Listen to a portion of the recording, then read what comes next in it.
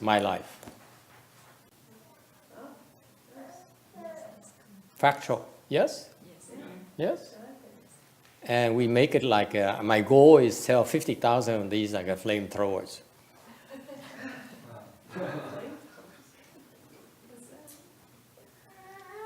You don't know what it is, huh? Elon Musk is selling this strange thing where it's a flamethrower, it really does nothing. And people are buying off the shelf, $500 a pop. And it costs them $80 a piece. This guy is a genius. Yeah. It's fantastic. You should clean your hands. Yeah. A souvenir. Okay. What do you think? Các bạn nghĩ sao? T-shirt, áo amigo, nói là thiền nó thay đổi cuộc đời của tôi. I think Ray would like it. Yeah. Yeah. But anyway, no one is impressed. Không ai. Yeah. It's so factual. It's so factual. I think it would be promotion for more awareness to chant meditation. Thì ý kiến thầy là như vậy để người ta thấy là cái thiền nó có thiệt sự nó thay đổi cái này là sự thật. Okay, it changed my life. It changed everyone's life in this room except for the boy maybe. Thì cái vị để thiền nó giúp đỡ, nó thay đổi cuộc đời mỗi người hết. Mỗi người đều như vậy hết. Yes. It's very factual. I think we should make it more widely available. Tại mình muốn giúp nhiều người biết về cái thiền hơn như vậy đó. Like last night, the girl asked about the 3 things that she would need to do to convert people at Home Depot. Anh qua có cô hỏi là có cần 3 cái điều kiện để tôi chuyển hóa cái người ở gặp người gặp ngoài đường. And she says it has to be Buddhist principle, phải có cái lời Phật giáo đàng hoàng, cái giáo lý Phật giáo đàng hoàng. Nó phải khiến người ta làm. She has to make something they do. And number 3, it has to be help them improve. Và giúp người ta trở thành and become a better person, một người tốt hơn nữa. You remember that? Probably Tibetan. Tibetan are so demanding. Tibetan Buddhists are so demanding. Chắc họ theo cái cô chắc cái theo tông phái là Tây Tạng đó. Đồ hỏi dễ sợ đó. Okay. For us, we easy going. Mình cứ thở tà. You see, it's a chant chi, and yet everyone is so relaxed. Vừa thiền thất mà ai cũng lè phè. Huh? No, but you never know. You could be enlightened tomorrow. Ngày mai cũng có thể đắc giác ngộ được. Okay. All right. Someone asked me to talk about a little bit more about the related teachings that I mentioned. Người hỏi thầy, hỏi mấy cái chi tiết về những cái mà Ngài Tiến Hóa dạy. I found it very, very lucky, myself very lucky, to be able to find my late Chinese teachers' teachings as a starting point. Thầy nghĩ là thầy quá may mắn gặp cái pháp Ngài Tiến Hóa khi bắt đầu học. Okay. So I started by learning my late master, my Chinese master, Master YongHua. Thầy bắt đầu học là pháp Ngài Tiến Hóa. I didn't understand, 90% of it. Đọc không hiểu gì đó. 90% không hiểu gì đó. Okay. And my master, when he translated his teachings into English, which I read all his English books, hồi đó là bắt đầu để đọc hết tất cả sách Ngài Tiến Hóa. And I admit to you, even after reading 200 books within a few months, I still couldn't understand 90% of it. Thầy đọc cuốn sách hết tất cả cuốn sách, nội vài tháng đọc sách vách hết đó. Hồi trước là một sách, I used to be a bookworm. When I find something, that interests me, I keep on reading until I get to the end of it. So after a few months of reading it, 90% is still unclear to me, still vague. 90% vẫn không có hiểu. Even though you find that his translations, the translation of his teaching, he repeats himself. Bây giờ Ngài Tuyên Hóa Ngài lặp lui lặp tới hoài. You know, the six principle, Ngài nói là cái lục đại tôn chỉ. And then he talked about a lot of concepts that he kept on repeating, the six paramita, lục ba la mật and so on. These Buddhist principles, những cái pháp Phật giáo mình.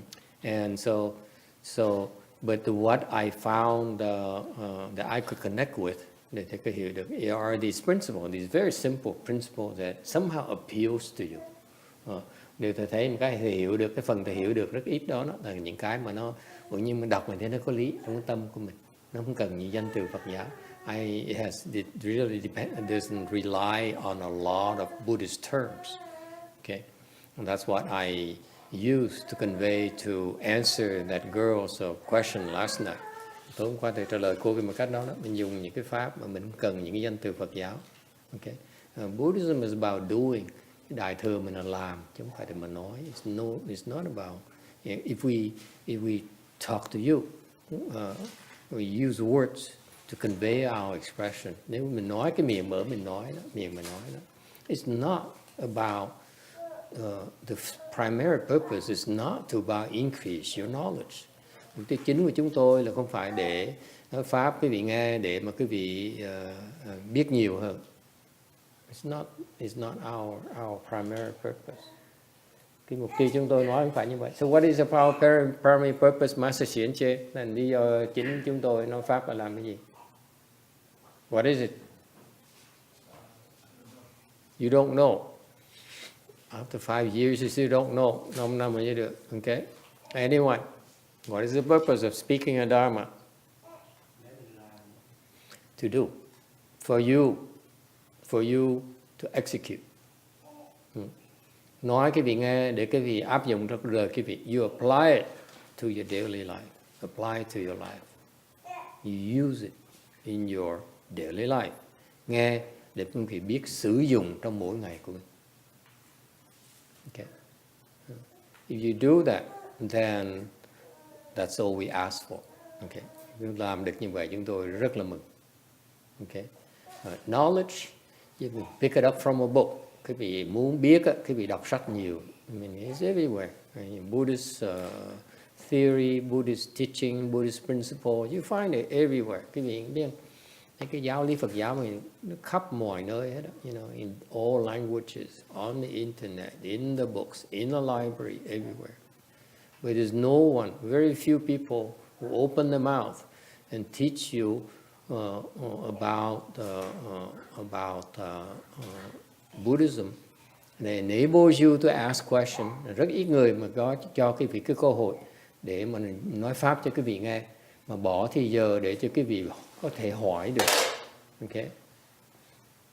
Okay, and so that you see that it is very beneficial for you to apply what you hear in your daily life. Mục tiêu là khi quý vị nghe như vậy, quý vị thấy có lý và quý vị nếu nó có lý như vậy thì mình nên áp dụng trong cuộc đời của mình. Okay, that is what I admire most from my late Chinese master. Đó là thầy phục nhất ở Ngài Tuyên Hóa, ân sư của thầy đó. After him, I found no one who can do that, including his disciples. Sau khi gặp Ngài Tuyên Hóa như vậy, thầy không gặp ông thầy nào làm được như vậy. Most Dharma masters will stand up there in Dharma seat and speak to you very formally. Những cái người mà pháp sư ta ngồi trong pháp tòa, ta nói chuyện với quý vị một cách rất là formal. What's formal? Trịnh trọng. Rất là trịnh trọng. Trịnh trọng hả? Trịnh trọng.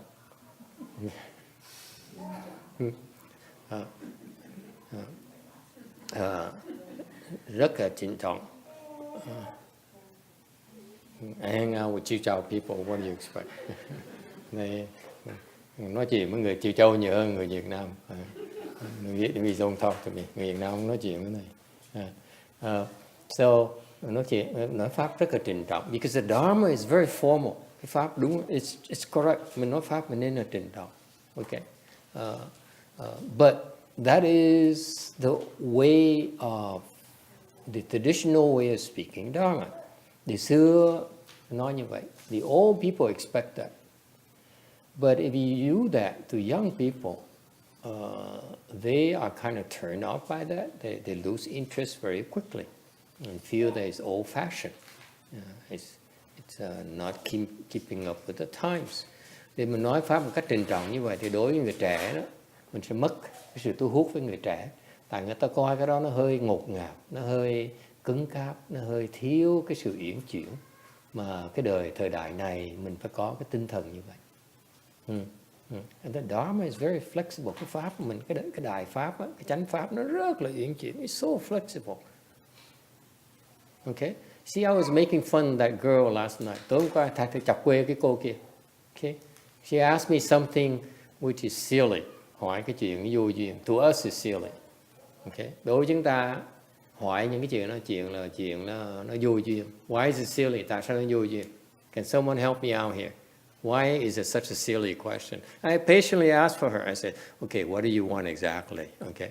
Thầy vẫn kiên nhẫn để hỏi cô muốn cái gì. Okay. And you see, even though from a silly question, we gave her a silly answer. Hỏi câu hỏi vô duyên thì thầy trả lời vô duyên. Okay. And yet, it met all the requirements she asked for. Mặc dù trả lời vô duyên mà trả lời đúng cái tiêu chuẩn mà cô đòi hỏi như vậy. Okay? At the same time, it carries the depth of the Dharma. Mặc dù nó vô duyên bên cái mặt trên nó vô duyên, thì ra nó có ý nghĩa rất là thâm sâu. Tại vì cái Pháp nó như vậy. The Dharma is very, very, very profound. Okay? You can interpret it in a shallow way. Cái Pháp, quý vị có thể nói hiểu một cách nông cạn hoặc là cách thâm sâu. Okay? So when her first reaction is, oh, this is nonsense. Okay? Cái phản ứng cô đầu tiên của cái này là vô duyên. I giggle at myself. I said, because you asked me a silly question, that's why you got a silly answer from me. You got what you asked for. Yeah? Right? Huh? So clearly, she rejected me, my answer, just as I rejected her question, quietly. Okay, but when you explain the Dharma, actually, it has the Mahayana depth that so there's to also prove to you the Dharma is very profound, very flexible. And tối hôm qua chứng minh cho quý vị thấy đó.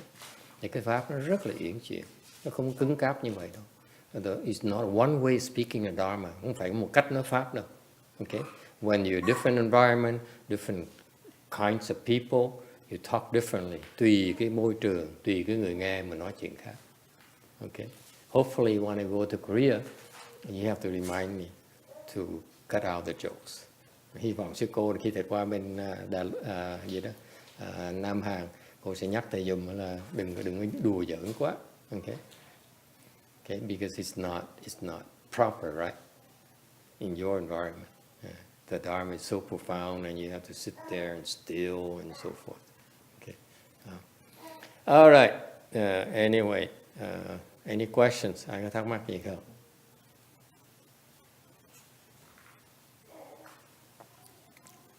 So what I appreciate from my late master is the fact that his teaching somehow rings true to you. Nhưng thầy thích cái pháp Ngài Tuyên Hóa tại vì mình nghe mình thấy nó có lý trong cái tâm của mình. He goes to tell me that later I understood it because I heard it before. Sau thầy mới hiểu, bắt đầu dạy mới hiểu rằng mình nghe mà tâm mình nó có lý, có nghĩa mình đã nghe rồi. Okay. Không phải lần đầu tiên, it's not the first time. A first timer is very difficult to accept. Những người mà nghe đầu tiên khó tin lắm. All right. All right. So someone asked me about the other things, the things that we recited every day. Có người hỏi thầy về những cái mà chúng tôi tụng mỗi ngày đó. So every day in the morning ceremony, in the evening ceremony, we start out by reciting these guiding principles. Buổi sáng, buổi chiều, công phu sáng, công phu khuya với công phu tối đó, thì chúng tôi bắt đầu bằng cách tụng mấy cái phần này. So it's called the guiding principles of Blue Mountain Temple. Okay. It says, freezing to death, we do not scheme. Tung sự phan duyên, vũ phan duyên, đống tự bất phan duyên. Sự vũ hoa duyên, ngã tự bất hoa duyên. Suffering to death, we do not beg. Chiếu sự vũ chiếu duyên, cùng tự bất cầu duyên. Die in poverty, we do not seek. Okay. Everything, the first, these are the three principles. Đây là ba cái tông chỉ của cái dòng của mình. I take. Oh. Yeah, that would help. Good idea. Yeah. People are so polite. Ai đừng lịch sự dễ sợ. I'm so impressed. You feel better, Vicky? Already? Yes? You're not sick anymore? Continue the fast?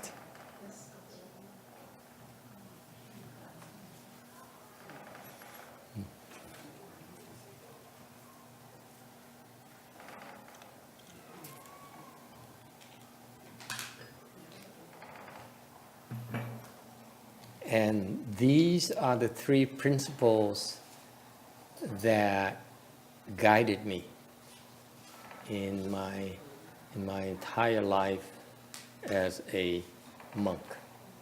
Đây là ba cái tông chỉ mà nó chiếu đường cho thầy đi trong cuộc đời làm người xuất gia. Okay.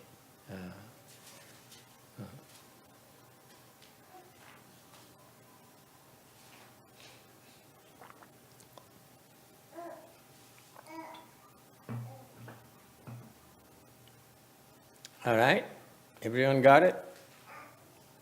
Everyone can see it? Thấy được không?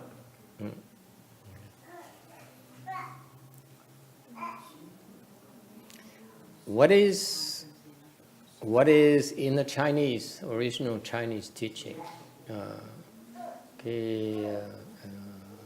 You see, when I became a novice monk, lúc thầy làm sa di, I was there for 4 years, about 4 years. And I was a novice there for about 4 years. Thầy ở đó 4 năm trời làm sa di. It turns out that actually on the 10th month, actually thiệt ra là tháng thứ 10 đó, tháng thứ 10 đó, đầu tiên đó, they had a 3 platform transmission. Họ có cái đài pháp đàn, giới đàn để mà truyền giới. And so they said the minimum requirement for you to become fully ordained is 12 months, not 10 months. Thì lúc đó họ điều kiện họ đó, họ đặt ra, họ nói là mình phải cần 12 tháng mới được có quyền làm thọ, làm tỳ kheo. Okay. And I was 2 months short. Cột có 2 tháng rồi. Okay. And so we requested the 3 novices, 4 novices on the men's side. Bên đàn ông chúng tôi có 4 cái người sa di. Okay. And 3 Vietnamese and 1 Chinese. Một người là 3 người Việt Nam, 1 người Tàu. Okay. I think he's Taiwanese. Yeah. Old Taiwanese. He used to be a businessman and he made money and then he retired and he became a novice. Ông đó trước ông có cái làm thương mại, ông có tiền thành công, ông quyết định ông bỏ, ông đi tu. And so we requested that we be exempt and become fully ordained. Thành hồi đó chúng tôi mới bổ đơn, nộp đơn xin là được miễn 2 tháng đó, để mà được 10 tháng là được cho chấp nhận. And so they went to the committee, and all the senior monks agreed with that. Okay. Thì những cái người mà mấy ông sư mà trong cái ban chấp hành đó, đều đồng ý hết, except for one, trừ một người thôi, trừ một cái ông phương trưởng chùa Vạn Phật. Is the youngest member of that committee who happened to be the acting manager of the city of 10,000 Buddhas.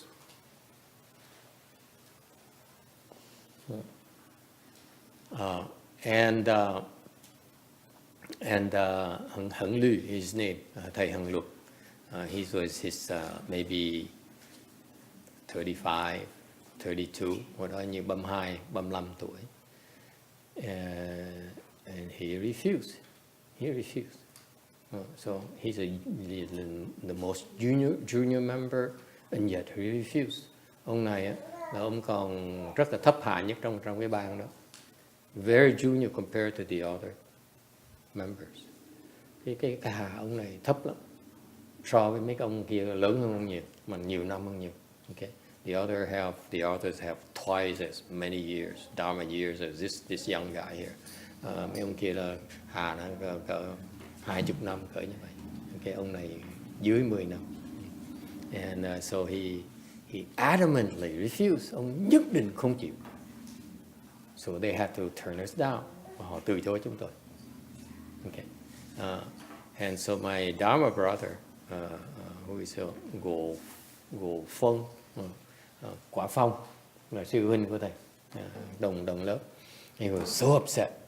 And he cried and cried, khóc buồn dễ sợ. Nói trời đất ơi, tôi già tuổi. He's back then he's like in his 42, 45, something like that. He said, I'm old, I'm mature. I mean, you know, I want to dedicate my life to become a monk. Why would this young guy stop me? Ông sư ông buồn dễ sợ. Ông nói là tôi là lớn tuổi, đâu phải con nít đâu, mà tôi quyết định tôi xuất gia để tôi sống là cuộc đời làm người xuất gia. Tôi muốn làm cuộc đời người xuất gia. Tại sao mà ông này ông trẻ mà ông phá tôi, ông cản đường tôi? So he cried and cried and he's very afflicted, and he prayed to Master YongHua. Rồi mới cầu cứu ngài Tiên Hóa. Ngài sư phụ giúp cho con. I mean, please help me receive full ordination.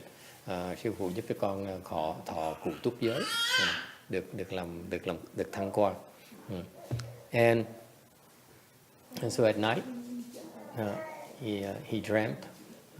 Thì tối đó ông mơ, ông thấy cái chuyện này. So he told me his dream the night and the following day. He says, last night I prayed Master YongHua, and in the evening at night I dreamt of this dream. Thấy cái mơ, thấy sao? Thấy là có 4 người tu sĩ với nhau. Okay, four monks, a head monk, okay, một cái người sư trưởng, okay. And he says, I didn't see the faces, but I know it's Master YongHua. Biết là nói là không thấy cái mặt được, nhưng đều biết là cái người đó, người trưởng đứng đầu đó là người ngài Tiên Hóa. Okay, and then there's another monk, okay, and me, với ông á, với thầy đó, and I think no, I wasn't in the dream. I'm sorry, I remember wrong. There are only 3 of them, có 3 người thôi. And the two younger monks, 2 người học đệ tử của ông kia, okay. And he saw in the dream that one monk, one younger monk was drying his clothes on the clothesline. Ông thấy trong mơ, ông thấy là một cái ông sư mà trẻ tuổi hơn đó, ông đang lấy cái phơi áo cho nó khô trên cái dây đó. I don't know, you still do that in the US. In Asia, we tie a string and then we dry our clothes with the clothespin. Okay. Từ xưa bên Á Châu mình phơi áo quần là mình ra, mình cột cái dây lên, xong mình kẹp cái áo lại, okay, cho nó khỏi thổi đi. Right? You still do that? Yeah, still do that. You still do that at home? In my house right now. Okay, so Asian. So he saw this young monk here, putting it close on the line, okay, and then particularly he did very carefully do that, and then he done, he left. Thấy cái ông sư trẻ đó để phơi áo ra, kẹp áo đàng hoàng, xong rồi bỏ đi.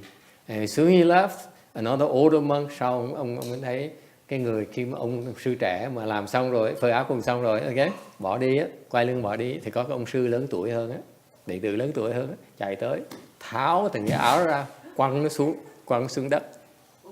Oh boy, oh baby, doesn't even hurt. You're complaining, you're such a cry baby.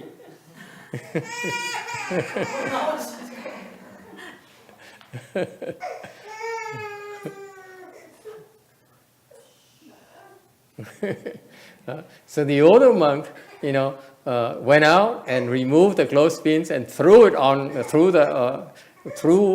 threw all the clothes on the ground.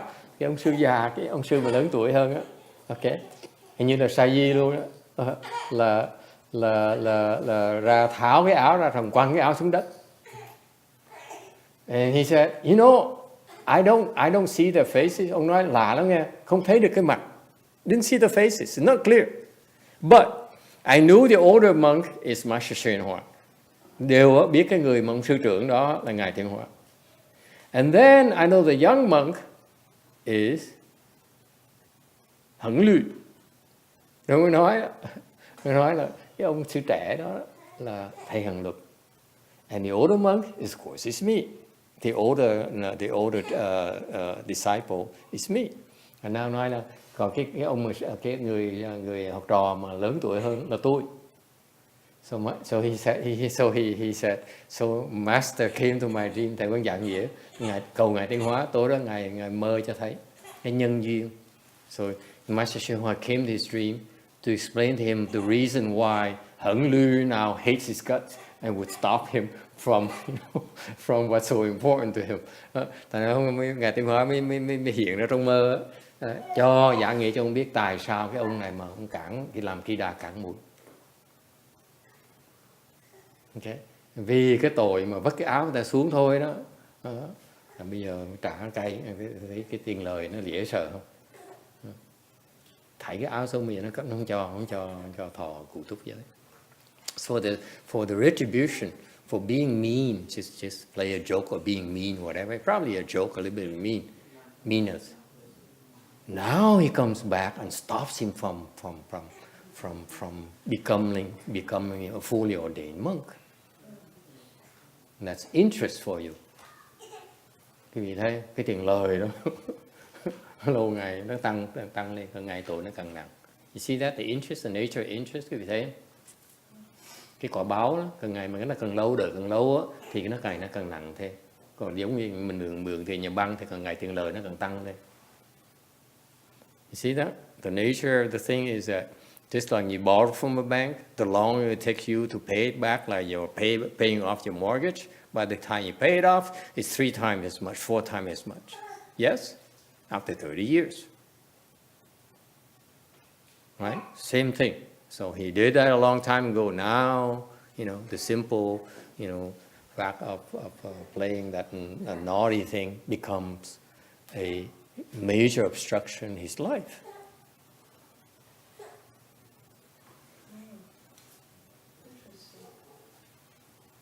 Okay. Anyway, so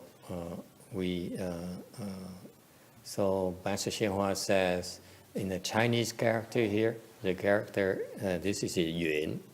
All 3 principles, guiding principles, has the character duyên. 3 cái đại tông chỉ này đều có chữ duyên. Okay, duyên, meaning condition. See, that's a problem with translation. They miss all these important concepts in Buddhism. Cái khổ là vậy, mình phiên dịch ra đó, tiếng Anh đó, nó mất ý nghĩa nhiều lắm. You lose so much. Okay? In a translation, so much gets lost in translation. It's such such a shame. Nó đáng tiếc dễ sợ. Okay. That's why my master's teaching, when you translate into English, you lose a lot. Thành ra cái việc biết cái pháp ngày tiêu hóa mà dịch ra tiếng Anh nó mất nhiều dễ sợ. And then, in particular, not only do you lose a lot in the translation, but you also lose the subtleties in his teaching when it comes to the actual execution. Rồi họ không thấy được cái sự tế nhị của cái pháp của ngài đấy khi mà ngài dạy. Lúc mà tu hành đó, thành ra họ không hiểu được cái tế nhị đó, thành nó mất nhiều dễ sợ. So that's why I find it I decided early in my career that I would spend the next 30 years explaining the subtleties that in his Dharma that his students fail to see during a translation, then it's enough as a contribution.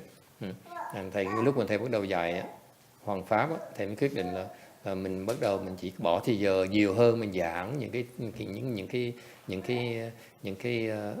cái thâm ý của ngài tiến hóa là đủ rồi, tại vì họ không có hiểu những cái chuyện này. Yes. The last Chinese character you said is condition, right? Yes. When I translate in Korean, you say also it means affinities or? Affinities, yes. It's the same thing. It's the same thing. But the exact translation is condition. Okay, you could explain it as affinity as well, but the broader term, the broader concept is condition. Okay, it's not just affinity. Okay, you. So what is this this affinity? What is condition? And cái duyên là cái gì? Anyone? You savvy Buddhist disciples, and I'm going to tell you this, and not giving you này. I'm not stroking your ego. Thầy không phải thầy lấy lòng cái vị đâu. Okay, because it takes the kind of depth we go into our Dharma talks is a lot deeper than you think. Cái mà quý vị mà, and the fact you can come and not be offended, not lose interest, shows that we have strong conditions together. Thành ra thầy nói cái vị nghe, không phải, not only the people who come here, a lot of people also will listen on YouTube and watch it on the internet and so forth, okay, and they do it consistently every night. Có nhiều người ta không tới đây được, ta nghe trong mạng, ta nghe